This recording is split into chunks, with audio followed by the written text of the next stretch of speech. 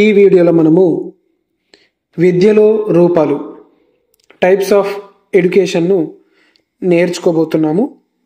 Video start చేసే ముందు అయితే మీ దగ్గర ఎన్ని మెటీరియల్స్ అవైలబుల్ ఉన్నప్పటికీ మొదట ఒకసారి తెలుగు అకాడమీ బుక్ను చదివిన తర్వాత ఆ మెటీరియల్లో ఉన్నటువంటి అదనపు బిట్స్ను కవర్ చేస్తే మీకు చాలా లాభం జరుగుతుంది. సో నేను ఈ అకాడమీ బుక్కు సంబంధించినటువంటి అన్ని అంశాలను మీతో చర్చించిన తర్వాత మరియు ఆ అంశాలకు సంబంధించినటువంటి మెటీరియల్లోని బిట్స్ను కూడా ఎక్స్ప్లెయిన్ చేస్తూ ఆ వీడియోలో కూడా అతి త్వరలోనే అప్లోడ్ చేస్తాను. ఇప్పుడు టాపిక్లోకి వెళ్దాం. వీడియోను చూస్తున్నటువంటి వారు తప్పకుండా వీడియోను లైక్ చేసి మా ఛానల్ను సబ్స్క్రైబ్ చేసుకోగలరు. ఇప్పుడు పర్స్పెక్టివ్స్ ఇన్ ఎడ్యుకేషన్ సబ్జెక్ట్లోని సెకండ్ యూనిట్లో ఒక భాగమైనటువంటి విద్యలో రూపాలు టైప్స్ ఆఫ్ ఎడ్యుకేషన్ అనేటువంటి అంశాన్ని నేర్చుకోబోతున్నాం. ఒకసారి చూద్దాం. విద్యలో రూపాలు టైప్స్ ఆఫ్ ఎడ్యుకేషన్. విద్య ఎన్నో రూపాలలో కనిపిస్తుంది. విద్య అందుబాటులో ఉన్న రకాలను అనేక రకాలుగా విభజించగలం. అందులో కొన్ని ఇక్కడ ఇచ్చాను చూడండి. విద్యా రూపాలను ముఖ్యంగా 3 రకాలుగా విభజించవచ్చు. ఒకటి నియత విద్య అంటే ఫార్మల్ ఎడ్యుకేషన్. రెండవది యాదృచ్ఛిక విద్య అంటే ఇన్ఫార్మల్ ఎడ్యుకేషన్. మూడవది అనియత విద్య నాన్ ఫార్మల్ ఎడ్యుకేషన్. మొదటిది అనియత విద్య ఫార్మల్ ఎడ్యుకేషన్.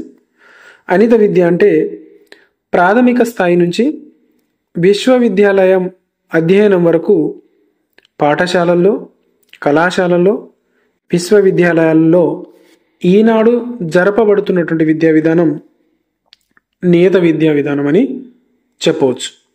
అంటే రెగ్యులర్ స్టడీస్ అని చెప్పవచ్చు. తర్వాతది అనియత విద్య అంటే నాన్ ఫార్మల్ ఎడ్యుకేషన్. ఇప్పుడు నిరక్షరాస్యత నిర్మూలన కార్యక్రమాల్లో చాలా ప్రధాన పాత్ర ఈ అనియత విద్యది వహిస్తున్నది. యునెస్కో అంతర్జాతీయ విద్యా కమిషన్ నివేదిక తర్వాత అంటే 1978 యునెస్కో నివేదిక తర్వాత అనియత విద్యకు ప్రాముఖ్యతనిచ్చింది. ఈ విద్యా విధానంలో ముఖ్య సూత్రం ఏమిటంటే సరళత అంటే ఫ్లెక్సిబిలిటీ ఉంటుంది. ఈ విధానంలో ప్రవేశ అర్హతలు కానీ, పాఠ్య ప్రణాళికలతో కానీ, విద్యాభ్యాసన స్థలాల్లో కానీ, బోధనలలో కానీ, అభ్యాసన కాలంలో కానీ నియమ నిర్బంధాలు ఏమీ ఉండవు. అంటే ప్రత్యేకంగా కఠినమైనటువంటి రూల్స్ అంటే ఏమీ ఉండవు. ఈనాడు అనియత విద్య కింద ప్రాథమిక స్థాయిలో అనియత విద్యా కేంద్రాలు, సెకండరీ స్థాయిలో అయితేనేమో సార్వత్రిక పాఠశాలలు, కళాశాల, సార్వత్రిక విశ్వవిద్యాలయాల్లో అయితేనేమో ఓపెన్ యూనివర్సిటీస్ అన్నీ ఈ విధానం కింద రూపొందించినవే. సో ఓపెన్ స్టడీస్ అన్నీ కూడా అనియత విద్య కిందికి వస్తాయి.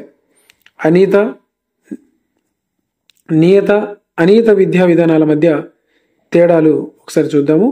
నియత విద్య దాని ప్రత్యేకతలు.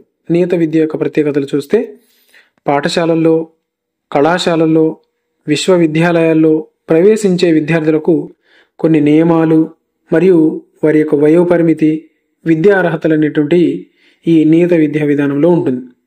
ఈ నియత విద్యా సంస్థల్లో బోధన అభ్యాసన కార్యక్రమాలు మరియు పని సమయం, పరీక్షల నిర్వహణ, ఎగ్జామ్ షెడ్యూల్, తర్వాత తరగతుల విభజన, బాలబాలికల సంఖ్య, కాలక్రమ పట్టిక అంటే టైం టేబుల్ లాంటివి వ్యవస్థీకరించబడి ఉంటాయి.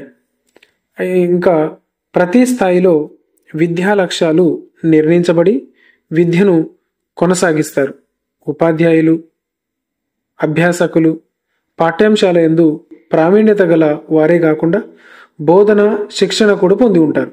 ఈ నియత విద్యలో పనిచేసేటువంటి ఉపాధ్యాయులు కానీ అంటే బోధించే వారు ఎవరైతే ఉన్నారో వాళ్ళు ప్రత్యేకంగా అందులో బోధించడానికి కావాల్సినటువంటి వాటిలో శిక్షణ పొంది ఉంటారు. అంటే బిఎడ్ కానీ డిఎడ్ కానీ చేసినటువంటి వారు ఈ నియత విద్య సంబంధించిన పాఠశాలలో పనిచేయడానికి, పై తరగతిలో బోధించేవారు వాటికి సంబంధించినటువంటి వాటిలో అర్హతను పొంది శిక్షణను పొంది ఉండడం జరుగుతుంది. ఇప్పుడు నియత విద్య, అనియత విద్య, formal education, non formal education మధ్య గల భేదాలను గురించి చూద్దాము. నియత విద్య పరిమిత కాలంలో, వయస్సులో, నియమానుసారం జరుగు బోధన అభ్యాసన ప్రక్రియ. అనియత విద్య అనేటువంటిది జీవితాంతం జరుగు ప్రక్రియ. పనికి, జీవితానికి ఇది ముడిపడి ఉంది. నియత విద్య ప్రవేశానికి, నిర్గమనానికి సమయం నిర్ణయించబడి ఉంటుంది. అనియత విద్యలో ప్రవేశం, నిర్గమనం సరళం, అంటే వాటిలాగా పక్కా రూల్స్ తోటి ఏముండవు, సరళంగా ఉంటాయి. పునఃప్రవేశానికి కూడా వీలుంటుంది. జీవితాంతం అభ్యాసనం కొనసాగించవచ్చు. జీవితాంతం బతికున్నంత కాలం ఇందులో ఏదో ఒక కోర్స్ చేసుకుంటూ వెళ్ళొచ్చు. విద్యా లక్ష్యాలు వ్యక్తిగతం కాదు. నియత విద్యలో విద్యా లక్ష్యాలు వ్యక్తిగతం కాదు. అనియత విద్యలో విద్యా లక్ష్యాలు వ్యక్తి అవసరాలకు అనుకూలం. పరిసరాలు, సామాజిక లక్ష్యాలు, పరస్పర సంబంధాల లక్ష్యాలు నిర్ణయిస్తాయి. నియత విద్యలో వృత్తి దృక్పథం ఉంటుంది. అనియత విద్యలో వ్యక్తి పెరుగుదల, వికాసం సాధించడానికి ఉపయోగపడుతుంది. నియత విద్య బోధించేవాడు అభ్యసించేవానికి అందించేది. నియత విద్య బోధించేవాడు అభ్యసించే వానికి అంటే స్టూడెంట్కు అందించేది. ఇక్కడనేమో అనియత విద్యలోనేమో విద్యార్థి తనంతట తాను పాఠాలను అన్వేషించి విశ్లేషించి నేర్చుకునేది. నియత విద్యలోనేమో ప్రత్యేకంగా టీచర్ బోధిస్తాడు, లెర్నర్ అంటే స్టూడెంట్ నేర్చుకుంటాడు. కానీ అనియత విద్యలో విద్యార్థి తనంతట తానే పాఠాలను అన్వేషించి విశ్లేషించి నేర్చుకునేది. నియత విద్యలో నిర్ణయించబడినటువంటి పాఠ్య ప్రణాళిక, విషయ భావనలు ఉంటాయి. అనియత విద్యలో పాఠ్య ప్రణాళిక నిర్ణయించబడదు. విద్యార్థి అవసరాలు, పాఠ్యాంశాలు నిర్ణయిస్తాయి. నియత విద్య విధేయత తప్పనిసరిగా ఉంటుంది. అదే అనియత విద్యలో అయితేనేమో స్వేచ్ఛ ఉంటుంది, ఆత్మస్థైర్యం ఇక్కడ ముఖ్యం. స్వేచ్ఛ, ఆత్మస్థైర్యం ఇక్కడ ముఖ్యం. నియత విద్యలో పరీక్షలలో ఉత్తీర్ణత తప్పడం అన్న విధానాలపై చేస్తుంది. అదే అనియత విద్య అభ్యాసన సంతృప్తి ఆధారమైన విధానం. నియత విద్యలో యథాతథంగా విద్యా విధానం కొనసాగాలి. అనియత విద్యలో నియమావళి నుంచి అటు ఇటు పోవచ్చు. అభివృద్ధి ముఖ్యం. ఇక్కడ అభివృద్ధి అనేటువంటిది ముఖ్యం. నియత విద్యలో సామాజిక మార్పులకు లోనై పనిచేస్తుంది. అనియత విద్య సామాజిక మార్పులు ఊహించి మార్చుకోగలదు. ఇవి వాటి మధ్యలో ఉన్నటువంటి భేదాలు. తర్వాత ఈ నియత అనియత విద్యలో పాఠ్యాంశాల బోధనే కాకుండా సహపాఠ్య, పాఠ్యేతర కార్యక్రమాలు కూడా జరపబడతాయి. విద్యాలయాల్లో క్రమశిక్షణ పాటించబడుతుంది. క్రమశిక్షణ ఉపాధ్యాయులకు, విద్యార్థులకు ఇద్దరికి ఉంటుంది. విద్య ముగించిన తర్వాత అర్హత, గుర్తింపు పత్రాలు, సర్టిఫికేట్స్ అనేటువంటిది అందుకోవచ్చు. ఇది నియత అనియత విద్యకు సంబంధించినటువంటి సమాచారం. ఇప్పుడు యాదృచ్ఛిక విద్య, ఇన్ఫార్మల్ ఎడ్యుకేషన్ గురించి నేర్చుకుందాం. యాదృచ్ఛిక విద్యను ఆకస్మిక విద్య, యాక్సిడెంటల్ ఎడ్యుకేషన్ అని, సంఘటనాత్మక విద్య, ఇన్సిడెంటల్ ఎడ్యుకేషన్ అని కూడా వ్యవహరిస్తారు. యాదృచ్ఛిక విద్యను అంటే ఇన్ఫార్మల్ ఎడ్యుకేషన్ను ఆకస్మిక విద్య అంటే యాక్సిడెంటల్ ఎడ్యుకేషన్ అని అంటారు. లేదా సంఘటనాత్మక విద్య, ఇన్సిడెంటల్ ఎడ్యుకేషన్ అని కూడా వ్యవహరిస్తారు. అయితే ఇది పాఠశాలల్లో కాకుండా ఇతరిత్ర, ఇది అంటే ఇంటిలోను, గ్రంథాలయాల్లోనూ, సినిమాలు, టీవీల ద్వారా అభ్యసించడం. మనిషి తన జీవితంలో అనేక విషయాలు ఈ పద్ధతిలోనే నేర్చుకుంటాడు. యాదృచ్ఛిక విద్యలోనే మనిషి ఎక్కువ విషయాలను అంటే చూస్తూ నేర్చుకోవడం ఇందులోనే ఎక్కువగా జరుగుతుంది.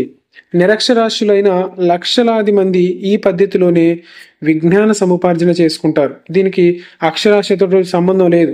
అక్షరాస్యులైన నిరక్షరాస్యులైన చాలా మంది ఈ పద్ధతిలోనే మనము ఎక్కువగా జ్ఞానాన్ని సంపాదించుకుంటాం. తమ జీవితాలు గడుపుతున్నారు. కొన్ని నైపుణ్యాలు, విషయ విజ్ఞానాలు, సహజాతాలు వల్ల నేర్చుకున్న చాలా విషయాలు ఇతరులను పరిశీలించి అనుకరించి నేర్చుకుంటారు. మాతృభాష నేర్చుకోవడం, పరిశుభ్రత పాటించడం. యాదృచ్ఛిక విద్యలో మాతృభాషను నేర్చుకోవడం, పరిశుభ్రతను పాటించడం, ప్రార్థన చేయడం, ఆహారపు అలవాట్లు, సర్దుబాటు, కులవృత్తి నేర్చుకోవడం లాంటివి అన్నీ ఈ పరిశీలన అనుకరణ ఫలితాలే. పరిశీలన ద్వారా, అనుకరణ ద్వారా జరిగిన ఫలితాలే. సో ఇవన్నీ కూడా యాదృచ్ఛిక విద్యలో మనం నేర్చుకునేవే. దీనికి ప్రత్యేకంగా పాఠశాలలు లేవు, పాఠ్య పుస్తకాలు లేవు. యాదృచ్ఛికంగా లభ్యమయ్యేదే విద్య.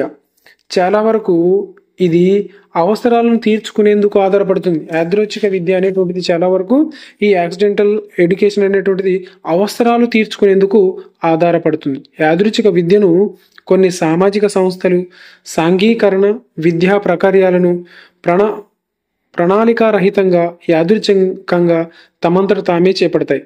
కట్టుదిట్టమైన నియమ నిబంధనలు ఏవి కూడా యాదృచ్ఛిక విద్యా విధానంలో ఉండవు. వ్యక్తి ఎన్నో విషయాలను తనకు తెలియకుండానే నేర్చుకుంటాడు. యాదృచ్ఛిక విద్యా సంస్థల్లో కుటుంబం, ఇరుగు పొరుగు, సమవయస్కుల సమూహం, సమాజం, సాంఘిక, సామాజిక, మత, రాజకీయ, జనబాహుళ్య భావ ప్రసార సాధనాలు ఈ మార్గంలో చేరుతాయి. పై విధానాలే కాకుండా జీవితాంతం విద్య, లైఫ్ లాంగ్ ఎడ్యుకేషన్, నిరంతర విద్య, కంటిన్యూయింగ్ ఎడ్యుకేషన్, దూర విద్య, డిస్టెన్స్ ఎడ్యుకేషన్ అని కొత్త నూతన విధానాలు కూడా ఇప్పుడు కళాశాల స్థాయిలో అమలులో ఉన్నాయి. ప్రాథమిక పాఠశాల స్థాయిలో కూడా టీవీ స్కూల్, టెలిస్కూల్ కార్యక్రమాల ద్వారా విద్యాబోధన జరుగుతున్నది. ముద్రణ, చలనా చిత్రాలు, రేడియో, టెలివిజన్ మొదలైన జనబాహుళ్య ప్రసార సాధనాలు వ్యక్తి సాంఘీకరణానికి ఎంతగానో ఉపయోగపడుతున్నాయి. అందరికీ సులభగ్రహ్యమే. ఇవన్నీ కూడా పై 3 వర్గీకరించబడిన రూపాలకు అనుబంధంగా పనిచేస్తాయి. తర్వాత విద్యా వర్గీకరణ. విద్యను వేరే రకంగా కూడా వర్గీకరించవచ్చు. అవి 1 ప్రత్యక్ష విద్య, పరోక్ష విద్య, సాధారణ విద్య, ప్రత్యేక విద్య. 3వది వైయక్తిక విద్య, సామూహిక విద్య. ఇప్పుడు వాటి గురించి క్లుప్తంగా తెలుసుకుందాం. ప్రత్యక్ష, పరోక్ష విద్యలు, డైరెక్ట్ అండ్ ఇండైరెక్ట్ ఎడ్యుకేషన్. ప్రత్యక్ష విద్య ముఖాముఖి బోధనాభ్యాసన సరళి ఉంటుంది. ప్రత్యక్ష విద్యలో ముఖాముఖి బోధనాభ్యాసన సరళి ఉంటుంది. ఉపాధ్యాయుడు అభ్యాసకుడికి అంటే స్టూడెంట్కి నిర్ణీత జ్ఞానాన్ని పాఠశాలలో ప్రత్యేక పద్ధతి ద్వారా అందజేయడం జరుగుతుంది. గుర్తుపెట్టుకోండి, ఉపాధ్యాయుడు అభ్యాసకుడికి నిర్ణీత జ్ఞానాన్ని పాఠశాలలో ప్రత్యేక పద్ధతి ద్వారా అందజేయడం జరుగుతుంది. ఉపాధ్యాయుడు అభ్యాసకుడిపై ప్రత్యక్ష ప్రభావాన్ని చూపే విద్యను ప్రత్యక్ష విద్య అంటారు, డైరెక్ట్ ఎడ్యుకేషన్ అంటారు. ఎలా? ఉపాధ్యాయుడు స్టూడెంట్ పై, అభ్యాసకుడిపై ప్రత్యక్ష ప్రభావాన్ని చూపేటువంటి విద్య ఇది. సో ఆ విధంగా ప్రత్యక్షంగా ప్రభావాన్ని చూపుతుంది కాబట్టి దీన్ని ప్రత్యక్ష విద్యా విధానం అంటాం. అదే పరోక్ష విద్యా విధానం. పరోక్ష విద్య ఈ విధానంలో లక్ష్యాలు, బోధనా పద్ధతులకు కాలపరిమితి ఉండదు. అభ్యాసకుడు పూర్తి స్వతంత్రతతో తన అవసరాలకు అభిరుచులకు అనుగుణంగా విద్యను అభ్యసిస్తాడు. ఓకే. 3వది సాధారణ విద్య లేదా ప్రత్యేక విద్య, జనరల్ అండ్ స్పెషల్ ఎడ్యుకేషన్. సాధారణ విద్య.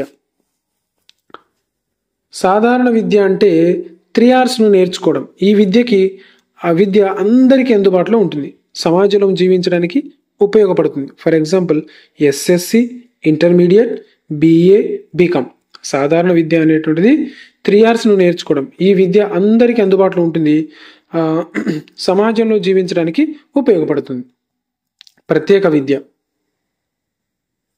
దీనిని ప్రత్యేక లక్ష్యంతో అందుకు తగిన అభిరుచులు, వైఖరులు గల విద్యార్థులకు అందజేస్తారు. ఉదాహరణకు ఇంజనీరింగ్, వైద్య విద్య, న్యాయశాస్త్రం మొదలగునవి. మూడవది వైయక్తిక సామూహిక విద్య, ఇండివిడ్ అండ్ గ్రూప్ ఎడ్యుకేషన్. వైయక్తిక విద్య ఒక్కొక్క విద్యార్థికి తన శక్తి సామర్థ్యాలు, అవసరాలు, అభిరుచులు, ఆసక్తులను అనుసరించి బోధించే విద్య. వైయక్తిక విద్య అంటే ఒక్కొక్క విద్యార్థికి తన శక్తి సామర్థ్యాలు, అవసరాలు, అభిరుచులు, ఆసక్తులను అనుసరించి బోధించే విద్య. విద్యార్థికి ఇందులో స్వేచ్ఛ ఉంటుంది. వాస్తవిక దృష్టితో చూస్తే ఇది కష్టసాధ్యం. సామూహిక విద్య అందరికీ స్పెషల్గా చెప్పాలంటే, ఒక్కొక్కలను స్పెషల్గా చెప్పాలంటే కష్టం కాబట్టి వైయక్తిక విద్య అనేటువంటిది వాస్తవికత దృష్టితో చూస్తే కనుక కష్టమవుతుంది. సామూహిక విద్య అందరికీ ఒకేసారి ఒకే విధమైన పాఠ్య ప్రణాళికతో ఒకే సమయంలో అందిస్తారు. ఈ విధానమే మన దేశంలో ఇప్పుడు వాడుకలో ఉన్నది. ఓకే, ఇది దీనికి సంబంధించినవి. సో వీడియోను చూస్తున్నటువంటి వారు తప్పకుండా వీడియోను లైక్ చేసి వీడియో మీద మీ యొక్క అభిప్రాయాన్ని తెలియజేస్తూ తప్పకుండా మా ఛానల్ని సబ్స్క్రైబ్ చేసుకోగలరు. Thank you.